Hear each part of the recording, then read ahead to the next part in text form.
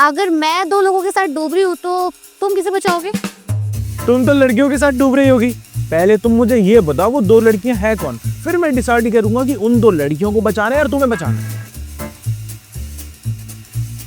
तुम्हारे दिमाग में लड़कियों के अलावा कोई और भी नाम आता है? अरे तुम लड़की हो तो तुम्हारी दोस्त लड़कियां ही तो होंगी ना जिसके साथ तुम डूब रही होगी। तुम्हारी लाइफ में कोई लड़का थोड़ी है, बताओ कोई लड़का है तो। अरे कोई लड़का नहीं है, मेरा मतलब मम्मी पापा भाई बहन, या फिर मैं डूब रही होगी तो फिर तुम किसे बचाओगे बताओ? मम्मी पापा किसके हैं, तुम्हारे या मेरे? तुम्हारे। तो ऑब्वियसली फिर तो मैं अपनी मम्मी पापा को बचाऊंगा, तुम्हें थोड़ी बचाऊंगा। नहीं मतलब मैं तुम्हें भी बचाऊंगा लेकिन उनको बचाने के बाद। बेटे हो माँ बाप के, तुम माँ बाप को ही बचाओगे ना। वैसे मुझे भी कोई चाहिए जो मुझे बचाए। क्या मतलब? बच्चा चाहिए मुझे। अब जब तुम अपने माँ बाप को बचाओगे तो मैं भी तो चाहूंगी ना कोई मुझे बचाए, तो मेरा बच्चा तो मुझे ही बचाएगा। हाँ लेकिन बच्चा तो अभी छोटा होगा ना, वो तो तुम्हें बड़े होके बचाएगा। करेंगे हम बाद में बच्चा प्लान फुर्सत से, अभी मैं बाहर जा रहा हूँ। कहाँ जा रहे हो? अपने मम्मी पापा से मिलने। चलोगी तुम? जाओ तुम।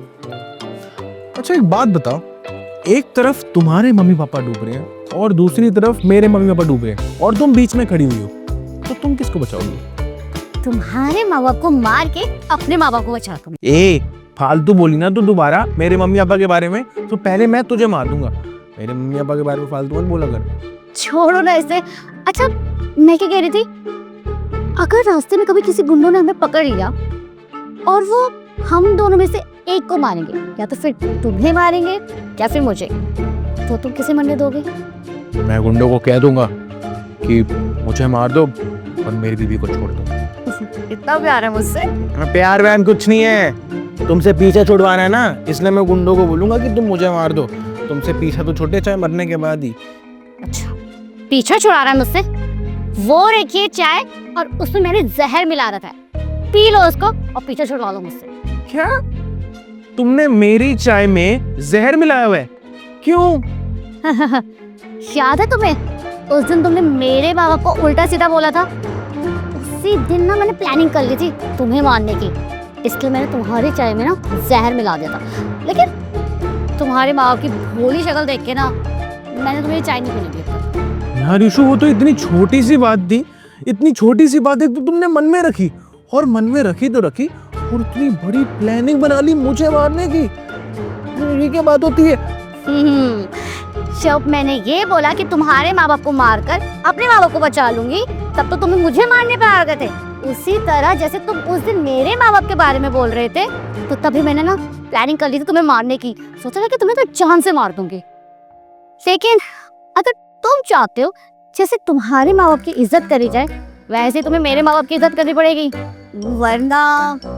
ठीक है, फालतू बहसबाजी करने की जरूरत नहीं है, समझ गया हूँ तुम्हारी बात।